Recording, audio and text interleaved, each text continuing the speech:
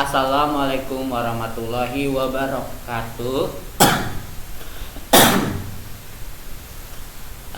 Kita lanjut ke materi berikutnya, yaitu mengenai penemuan partikel subatom. Jadi atom itu terdiri dari beberapa partikel di dalamnya ya, kalau diteliti lagi.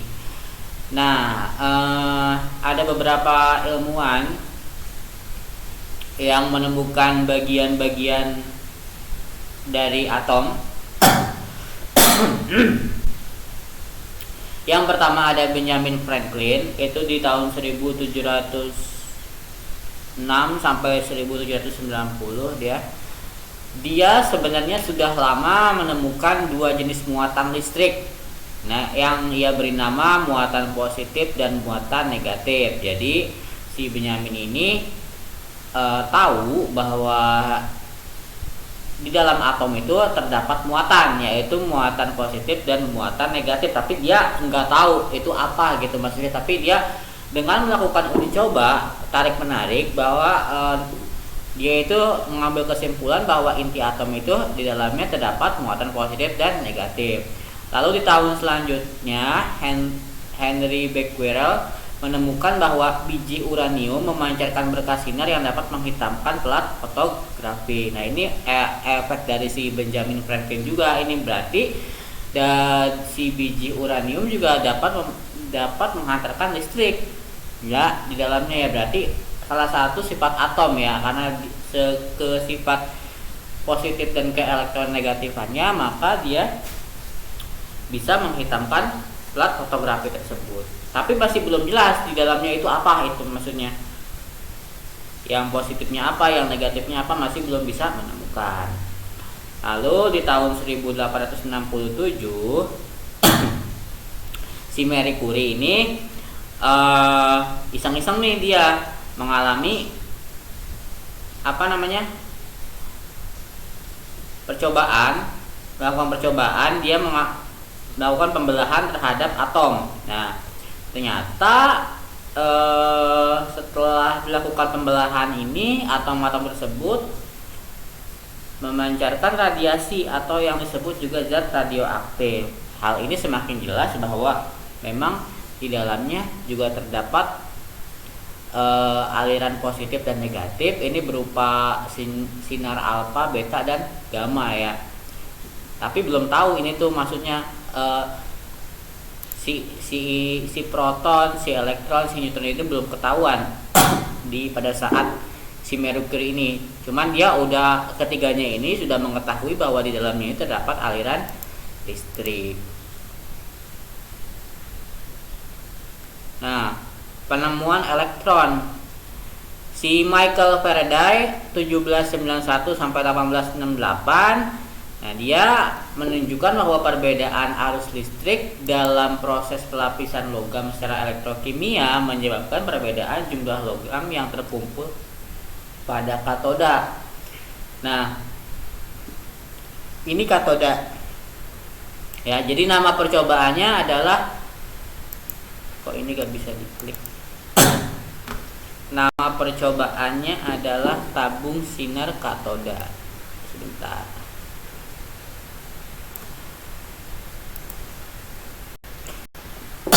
Nama percobaannya adalah tabung sinar katoda.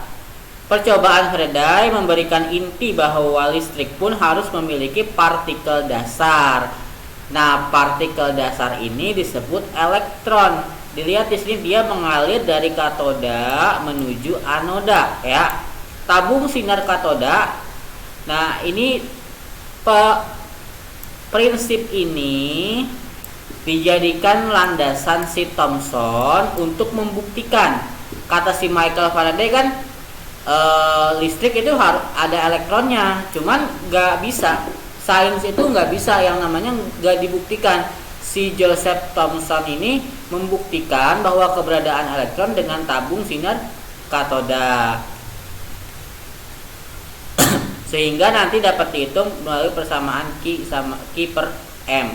Nah, di sini bisa dilihat di sini katodanya, ketika perisai logam diberikan celah di sini ya, lalu dialiri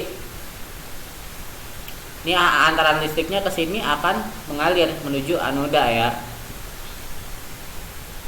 Seperti itu. Ini alat percobaannya zaman dulu sangat sederhana, tapi dia bisa membuktikan keberadaan elektron. Maka dengan kata lain, di sini elektron ini disebut juga, makanya elektron itu dilambangkannya E- ya, karena muatannya negatif. Karena berlangsungnya dari katoda, ini sumbernya. Makanya penemuannya juga tabung sinar katoda. Yang ditemukan pertama kalinya di katoda, makanya elektron negatif muatannya. Nah, si Thomson berpendapat bahwa partikel berbentuk atom adalah partikel berbentuk bulat yang permukaannya tersebar elektron-elektron negatif. Bulat positif.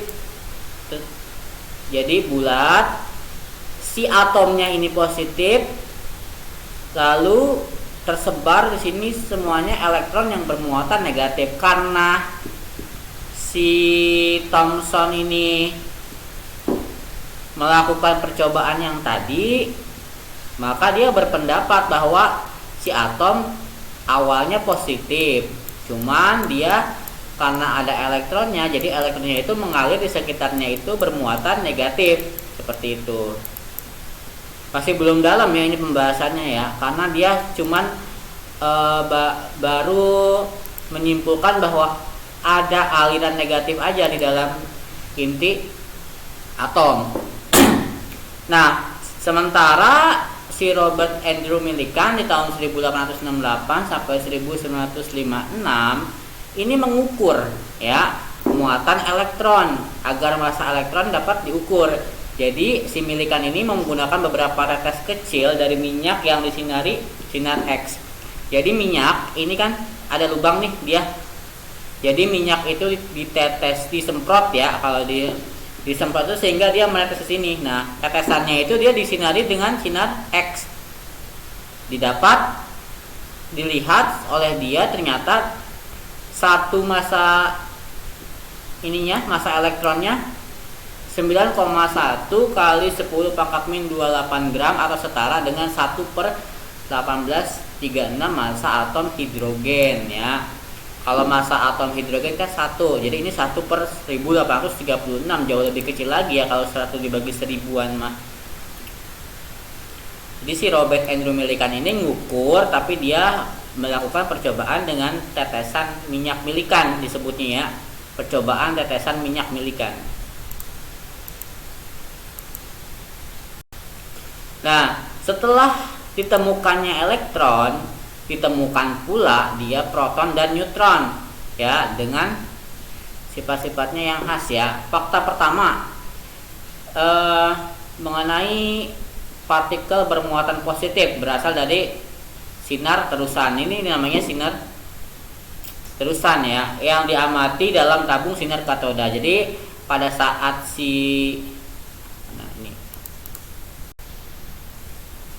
ini tabung sinar katoda ini, kalau ilmuwan zaman dulu kan kalau misalkan nemu sesuatu, nemu materi, nemu sesuatu itu tidak langsung disepakati bahwa ini pakai ini bisa gitu.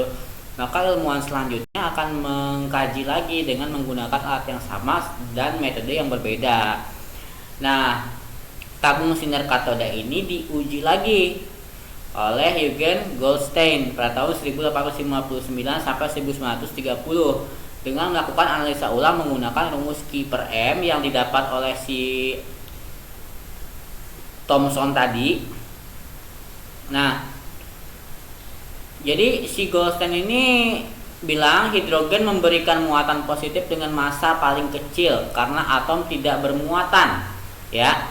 Maka proton harus sama dengan jumlah elektron. Nah, kesimpulan dari percobaan ini dia menyimpulkan massa proton harus sama dengan massa elektron. Ya. Maka proton itu memiliki massa yang sama, 1,67263,10 pangkat min 24, atau kasarnya tadi kalau kita dibulatkan sama aja ya. Didapatnya dari percobaan yang sama dilakukan pada tahun yang berbeda.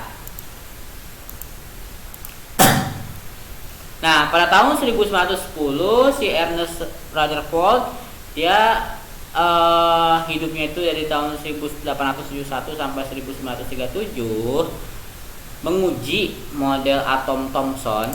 Tadi kan atom Thomson itu bulat, positif, terus dikelilingi dengan elektron ya. Ada proton-protonnya dikelilingi dengan elektron. Dia diuji lagi sama si Rutherford nih. Kesimpulannya, sebagian besar massa atom terpusat dalam ruang dan volume yang sangat kecil. Jadi kalau kita analisa, ini ada inti nih, ada inti ya. Ini intinya dikelilingi atom-atom nih, tapi bawahnya inti. Nah,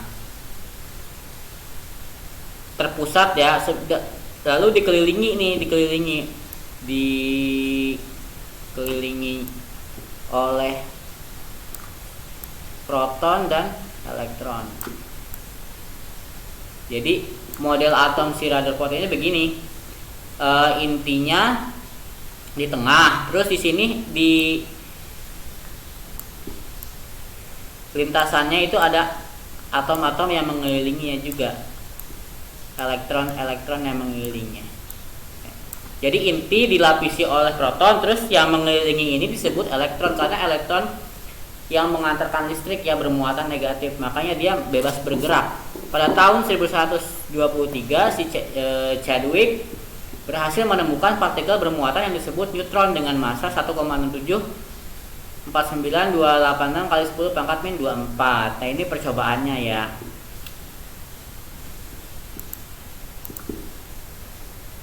Jadi yang ditemukan pertama adalah elektron. Ya, elektron bermuatannya negatif, terus proton, terus neutron. Neutron itu intinya, inti netral ya. Ini proton positif. Jadi kalau dari tiga ini, kalau tadi kan kalau si Thomson model atomnya mana ya? Yang model atom yang pertama kali saya jelaskan. Nah, kita bahas lagi yang ini nih. Kalau si Dalton, ini sebenarnya bukan Dalton, Democritus ya. Saya lebih senang bahwa atom ini ditemukan oleh si Democritus karena dia mengamati pasir ya.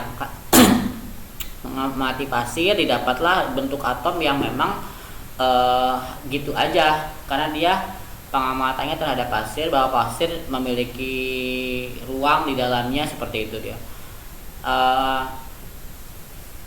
Kita perhatikan seiring dengan berjalannya waktu ini bentuk atom lebih spesifik ya, lebih spesifik.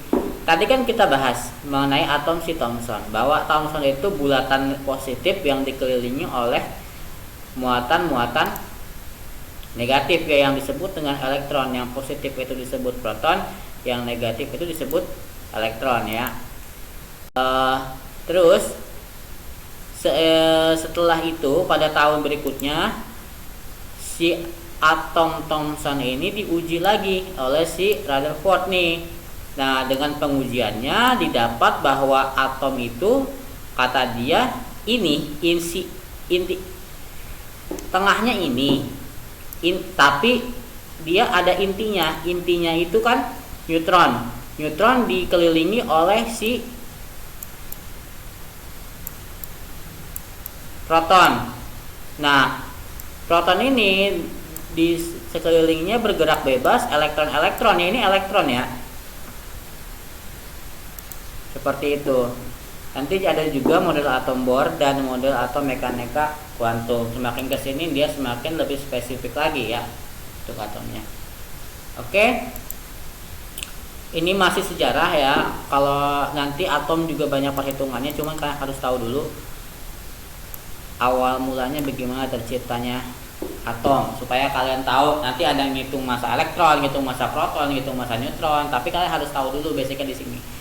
Pertemuan kali ini cukup sampai di sini. Wassalamualaikum warahmatullahi wabarakatuh.